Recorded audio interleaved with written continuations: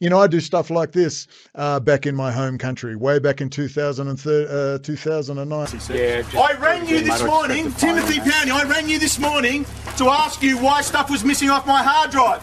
Now you turn up on a raid, Tim. Why is that? Why was my hard drive deleted? My hard drive was hacked. Which says Jewish day school where little Judaics learn how to be racist, homicidal maniacs. That's correct. That's what's in that. And that's something that you put on. Absolutely. And let's get it in court, please. Okay. Let's get all this up in court. Now, another comment, you are a racist, homicidal maniac. Security. That's cool. Thank you. You are racist, homicidal maniacs. You are racist. I'm incredibly offended. You're racist, homicidal maniacs, taking my photo without permission. You didn't engage us, you didn't come shake our hand. How dare you say You are a racist Jew. Tell us about Hannah Kasher and how the Israeli academic who says that women and children are fair game in the fight against the Palestinians. Again, focusing on a generic term, he represents his views, he defends staunchly the right of a group of people calling themselves generically Jews to go into the ancestral homeland of the Palestinians, ethnically cleanse them, murder them. This is a matter of simple history. He represents that ideology, like a Nazi. If I found a Nazi, I don't care if he'd been on the Eastern Front and killed Russians or Jews, if I would say you represent or you kill little Jews or little Russians in Russia, we would have no problem with that. But with the Judaics, we can't mention it. He represents an ideology of hatred, racism. All right, so if you choose to answer a question, where can the video be played? In court. Correct. Or on the internet. Okay. Well, I'll talk to you about that a bit later. Okay, there's actually, you can't actually pay a lot of stuff. Oh, well, since when's that stopped me? Anything valuable to you that you wish us to secure? Well, just all my laptops, communications, there's hard drives, stuff in that bag. Okay. I'm sure you'd be poking through it. I'm talking about jewellery items and things like that. No, these are my weapons of choice. Okay. What we're going to do now then? Just this. So one thing I wanted here is this card.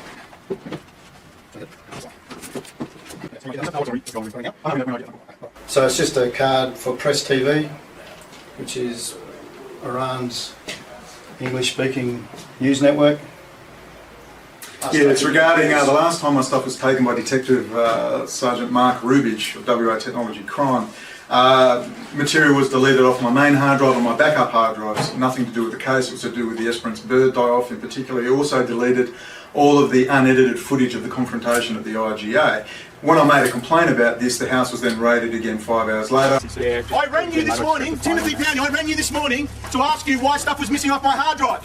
Now you turn up on a raid, Tim. Why is that? Why was my hard drive deleted? I saw Inspector Barry Shelton regarding this. They thought it was a bit of a joke, and of course State Dignitary Protection Unit investigated the State Security Investigation Unit, but they assured me there was a separation of powers as they were across the footpath, and I could be assured that it was all ridgy-ditch, and they even laughed. So anyhow, I would appreciate Acting Inspector Mark Rubich, and good luck to Stephen Brown. I understand he's going for a commissioner, and I went out with his sister many years ago, Fiona.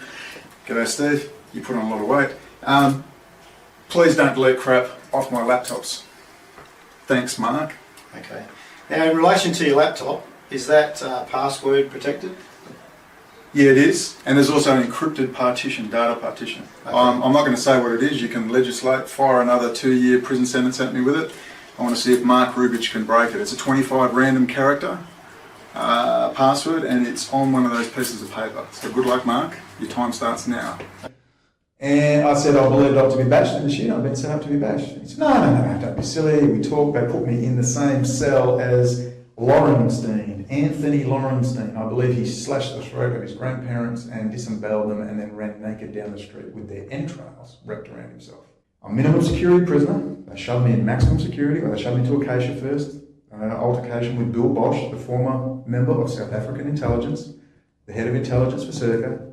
And I asked him one day, had he signed off on any death warrants with black activists?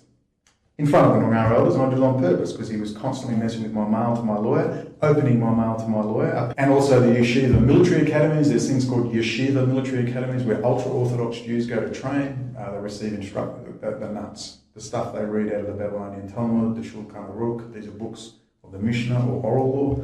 They are lunacy. They make Adolf Hitler and National Socialist ideology look tame.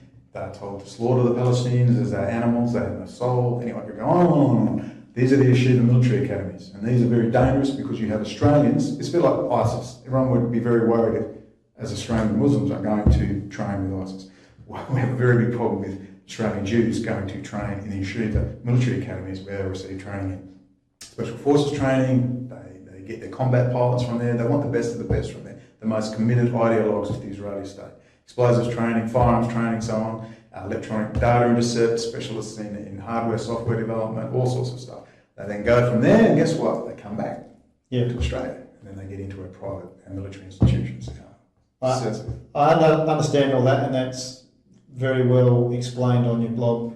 Well, anyway, that's what I wanted to talk about. So then I have the Australian ambassador and all that turn up. Yeah. This is a massive matter in the public interest. It is now, I still to this day, my mind shudders. It's an international incident. It's never happened in the history of the world before, where a local case, that much firepower has appeared in direct response to Brendon O'Connell. We couldn't get expert witnesses to appear. John Bowger, my lawyer, was intimidated. The court would have been intimidated. It was a massive contempt of court and criminal defamation case. And of course, what are they going to do? They have to bring, there was 100 local and federal members of parliament that expressed written support, let alone the 30 that turned up in person. Yeah. I mean, it was outrageous. I couldn't believe it. And they will not rebuke the Israeli ambassador. They said, well, they want to handle it quietly. And I said, who's they? The Foreign Minister's office. Obviously, we've got a process that we've got to go through. Okay? What? Jet Propulsion Laboratory? Do you realise what you're doing? Anything you do, say or do. Do you realise what you're doing? Brendon, please listen do to you the realise caution. what you're doing? You need to listen to this caution. Say I'll or do start the anything. shit So fine. anything you do, say or do, maybe you... There you go. Put the cuffs on, Liz. There you go. Put the cuffs on. There you go. Put the cuffs on. What is it, Liz? Terrorism? Is it a big terrorism thing now? What? Who have I offended, Liz? Has Steve Lieblich had his feelings hurt? I think it was a victory for decency and against bigotry and prejudice. On future occasions, it could be Muslims or Asians or any group, and so we should all be happy about this result. There was extra security in the courtroom for the sentencing.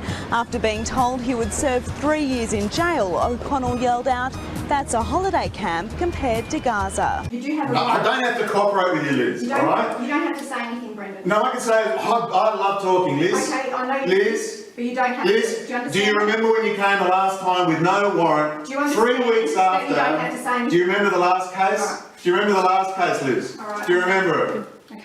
Do you remember it? Did the other officers know what a up the last one was? Right. Why don't? There's nothing to talk about, sweetheart. You just Now it's war. Do not call It's me just war. sweetheart. Sweetheart. Brendon, you're going to have to leave. Oh, really? Good. You carry on. One to another. Why'd you leave Major Crime? Do you know Detective Lisa Monique Reynolds, the one who set up Alien Moon? Do you know who that is? Liz, this is a joke. Do you realise what you're doing? Do you realise what you're doing? Do you have the faintest idea what you're doing? So what we'll do is... What are we here for, Liz? Murder? Mass murder? Is it mass murder, Liz? Entered. Liz, is it mass murder? What are you here for? I offended Stephen Lieblich! So I'm guessing that this appears... I offended Stephen Lieblich!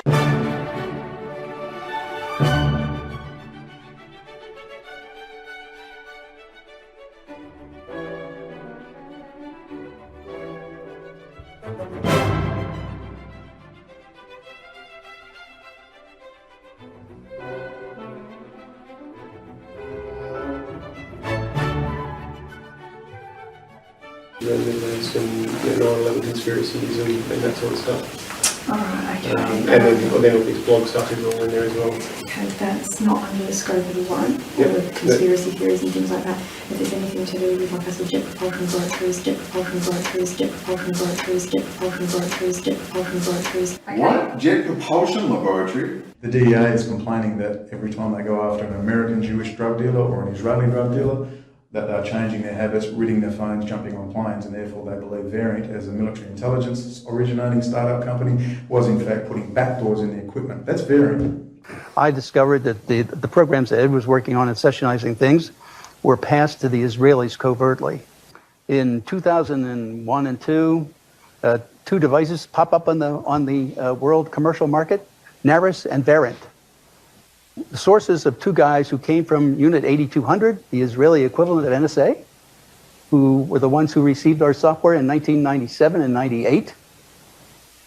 And it did exactly what we were doing. This is about SAS Campbell Barracks, Leon Wind, VERINT. Timothy, you told me that VERINT does your local and national, your local police intercept from Israeli intelligence front. Pop you in the car. Yeah, I know you are, Tim. F you, Tim. I'll tell you. Tim, you said to me over there that, Brendon, when this court case is over, it won't be over. What did you mean by that? I'm not going to engage with you. Tim, what did you mean by, when you sat over there and said to me, Brendon, when this court case is over, it won't be over? Listen to what I'm about to tell you. You're not obliged to say anything unless you wish to do so. Oh, I love to speak. But whatever you do say... Will I get a copy of this? Will I get a copy of this one? Will I get a copy of this one? It's important to listen to what I'm saying, alright? I'm being intimidated yet again. You're not obliged to say anything unless you wish to do so, but whatever you do say will be recorded on video and maybe used in evidence. I don't understand what that means. Alright. Which part of it don't you understand?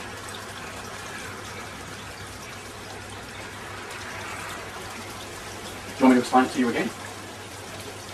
It means you don't have to answer my questions unless you wish to do so. Okay, you understand what that means?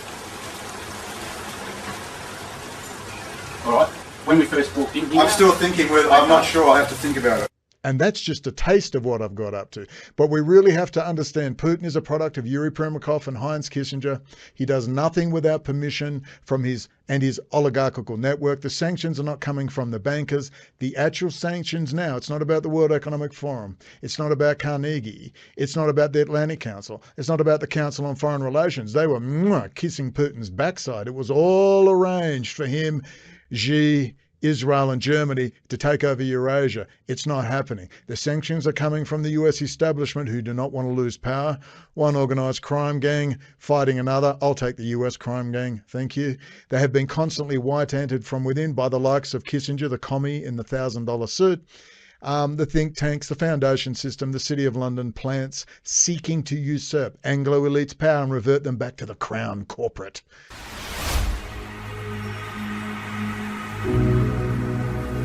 The failure of the institutions to protect people is a result of American independence, because when you throw away the monarch, you don't really just get rid of him. You make space for something else to move in, and you might not have control over that. So America is now in a position where they are ruled more brutally and more savagely and more abusively than any monarch in living memory anywhere in the world, but they don't know the names of the people who are doing it to them. Central banks, and they have, Reserve, that's for sure. Certainly they're a part of it, but what instead you have is the empty pomp and circumstance of the 4th of July. This rippling flag. Why do you love a flag so much? Because there's room to hide behind it. And the people who are really running the show, whose names none of us will ever learn, are what moved in instead of the king, instead of having, and people will differ on this very violently. I appreciate that. I'll probably take a minority view on this, but when we think about how the earthly order should reflect the heavenly order, that's the sort of basis of legitimacy of the papacy and monarchy, right? The way that societies are ordered reflects the heavenly order, and conforms to nature and the way that and our nature, the way that we were designed, the way that we work, and those are the best and happiest systems to live under. They work the best. The removal of the monarch from the top, and then these kind of weird self-sabotaging things like we're just going to trust that everybody's going to be Christian. So we'll outsource morality to Christianity, and we'll give people these extraordinary freedoms that don't exist anywhere else, that wreck society unless the whole population is Christian, right? You cannot give people the First and Second Amendment unless they're Christian. You just can't, because only with that kind of things aren't in the law anymore. They exist in common law and in tradition and in custom in Europe, but this break, this rupture that happens with the sedition and getting rid of the king resets the clock in America, and there's none of those things to draw on. And just trusting that people are going to stay Christian and therefore be nice to each other was stupid. And I want America to succeed and to win, and it would have done so better as a member of the Commonwealth in good standing. Member of the Commonwealth in good standing. It might not have had some of the remarkable financial successes such as they are, but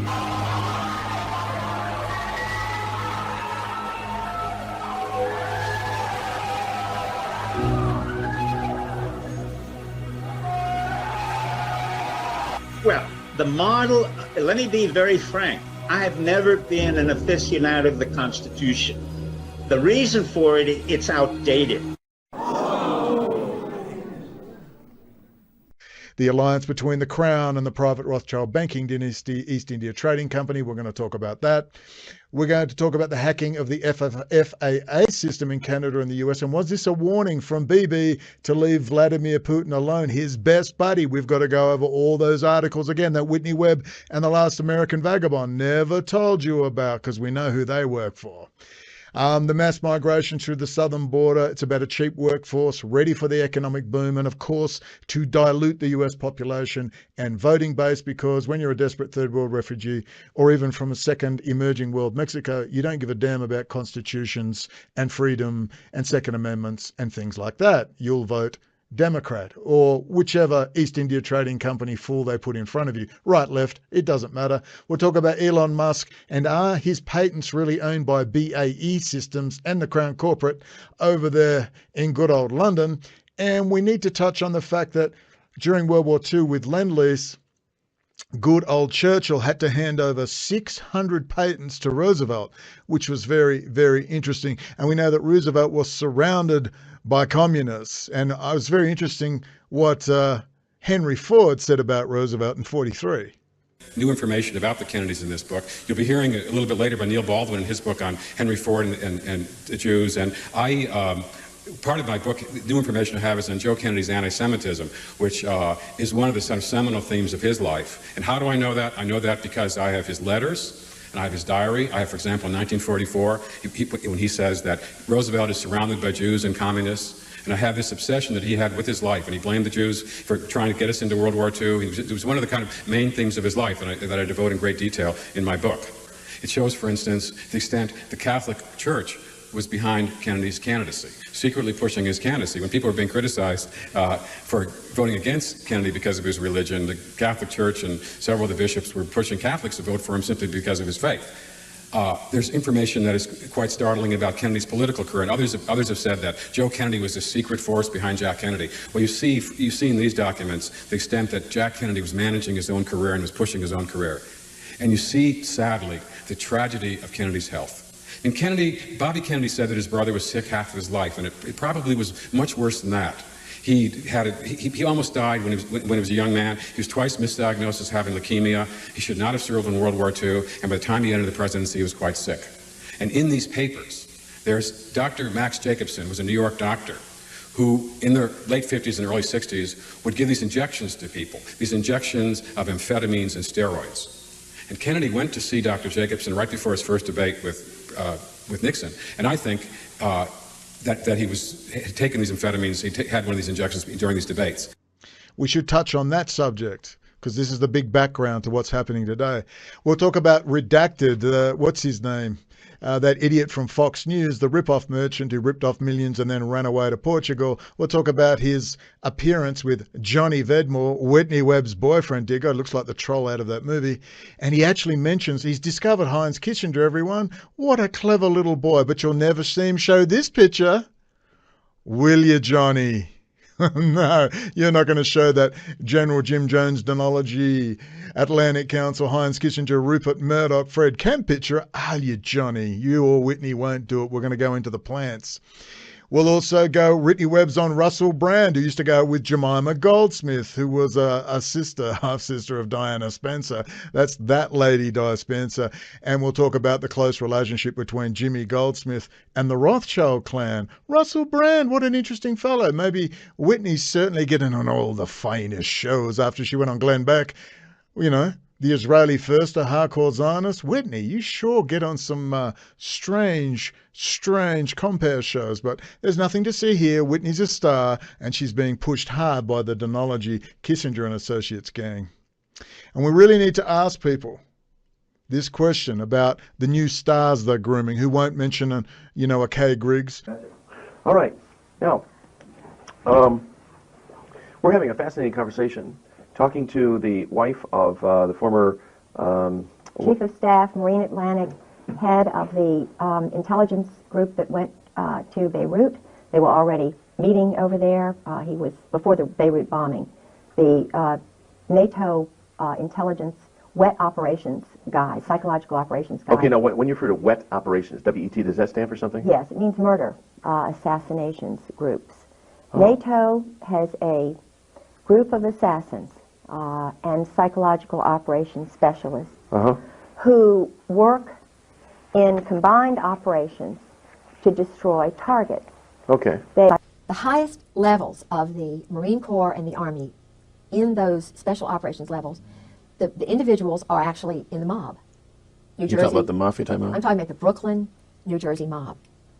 My husband, Al Gray, Sheehan, they're all Brooklyn. Cap Weinberger. Heinz Kissinger, there's the Boston mob, which was shipping weapons back and forth to Northern Ireland. And I don't want to get too deeply involved in that, but it goes, Israel, some of the Zionists who came over from Germany, according to my husband, were, see, he works with those people. They do a lot of money laundering in the banks, cash transactions for the drugs that they're bringing over through Latin America, the Southern Mafia, the Dixie Mafia, which is now my husband's involved with in Miami. The military are all involved once they retire. They're, they go into this drug and secondary weapons sales. Take the whole Iraqi thing over because they had been baiting, using the Israeli rogues in Turkey. They were having little zigzag wars. It's all to sell weapons. It's all about weapon sales. It's all about drugs. It's all about funny money. Making money. Of course, for doing criminal activities, selling weapons, going through Tel Aviv, the bank in Rome, selling the weapons illegally. The Israeli agents are the middlemen, and all the money's going to Israel. It really is the truth. Mm-hmm. The money, not just the money that is given to them, free and clear, but all the black budget money that Meyer Lansky's group started back in the 40s has been growing and growing and growing. It's like a pyramid scheme. And the Jesuits, I've been told, are really controlled by this group now. I don't, Now, surely Ollie North is a good guy. And the admiral, would go to these parties at this big mansion outside of Marseille. What they did was they invited the wild girls, the secretaries, because this went on in Indonesia. My husband had a secretary. Now, how does that make a young guy feel who's got a child? He's guarding an orgy with Israelis. There were Israelis at these parties. Intelligence people. Intelligence? There's not intelligence there. There's perversion. There's psychological, group of men, 7 men, one of whom is head of intelligence, is head of computers and the intelligence for the Army, Ron Jarmuth. Now, Ron Jarmuth comes right out and says, I'm an anarchist. His family are New York, old Zionist Jews. He met his wife, I think, in a kibbutz. He's a nice, personable guy, but when you say to somebody like me, I'm an anarchist, just so blithely, and and he's always over at Ern's house. And Ern's got a picture by his bedstead drawn by a man who's a known homosexual whom he met, or the mob. The one thing I've been able to determine about the current Marine Corps, the Marine Corps that my husband came in with, Gray, Reap, Sheehan, they're all mob. No, when you say mob, you're talking mafia type mob? New Jersey Mafia, right. Right. And there's a... Brooklyn, New Jersey. Okay, is the mob and this military bunch, they're one of the same? The Marine Corps guys are the hitmen. And they're mercenaries. They'll work for anybody. You think the Marine Corps is under the Navy? No way. They can just as easily be under an Army colonel. And if the Army colonel meets a Marine Corps colonel, the Army colonel is superior. They'll switch hats just like that. My husband said it's just, no big a deal. I'll go work for the State Department. I don't really. The Marine Corps is just it's like a smoke and mirrors thing. And they're run out of New Orleans. 4th Marine, Oswald. They are not on his level. He said, we've never been an enemy of the Soviet Union. We've never been an enemy of the Soviet Union. We've never been an enemy of the Soviet Union. He said, Mr. Dodd, all of us that have a hand in the making of policies here have had experience, either with the OSS during the war or the European Economic Administration after the war. We've had experience operating under directives. And these directives emanate, and did emanate, from the White House. Now, we still operate under just such directives. Would you like to know what the substance of these directives is? And I said, yes, Mr. Gaither, I'd like very much to know. Whereupon he made this statement to me, namely, Mr. Dodd, we here operate on in response to similar directives, the substance of which is that we shall use our grant-making power so to alter life in the United States that it can be comfortably merged with the Soviet Union. Well, parenthetically, Mr. Griffin, I nearly fell off the chair. They work with these communists. The man who started this whole intelligence operation, the OSS, he was recruiting known communists who were involved in the Spanish subverting Spain. you know, what? There's no more. They're not Americans. They're not Christians. They're German existentialists. Now, what are they doing running our nation? It's kind of, they have more affinity for the state of Israel right now than they do our nation. They don't care about American citizens. Just Colby, I spoke with personally on the phone. 2 weeks later, he was murdered. He went to Princeton. My husband knew him. He knew my husband. He told me, Colby told me that... Oh, this is General Colby? No, this is William Colby, who was head of the CIA. Oh, okay, yeah. Who was murdered in a... so-called I know exactly how that happened because, you see, the SEAL teams 6, 4, 6, and 8 are on the East Coast, and then the odd numbers are on the West Coast. And some of the people who are affiliated with the SEALs...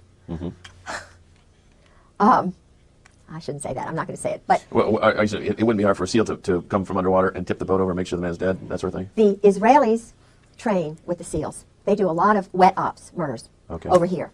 Admiral Geis took over the command of the Forrestal. He was the head of the whole, everything for the military when the Liberty was bombarded by the Israelis. Right. And one of my best friends, Josie Taw Lennon, you talk about a wonderful... she's been through a lot, woman. I've learned a lot of information from her. Josie's brother was on that ship. Did he survive? Of course, no, he was murdered. He was a rising star, brilliant young I think boy. about 30-some guys died on the SS Liberty, didn't they? He was one of them. It's now being run by a group that's holding it down. You know, they don't want it. Why don't you? Those Israelis, and yet every Jewish person who's in the military is a member of that army, whatever it is. Now, something is very strange here when you have the whole State Department, not one Christian, not one Protestant in the Near East section, not one Muslim. Why not? They have Jews there. We have Muslims in the Navy. Why are there no Muslims in the Near East section of the State Department? Why are there no born-again Christians or real honest people who are not under some chain of command? Why don't we have anybody who can decide right and wrong, who has to be interpreted, you know? Something is strange when you have a State Department that is run by Israel. There's something really strange. It's no wonder there's no peace. Do they want peace? No. They want to control all those little countries around there. The taxpayers are paying young men who are not citizens of the United States to kill innocent people, women and children. They get on a flight from Norfolk and Oceana. They fly to Stuttgart, and I was told this is what they do. Then they go by a special helicopter to countries like Turkey, like the part of Iraq, to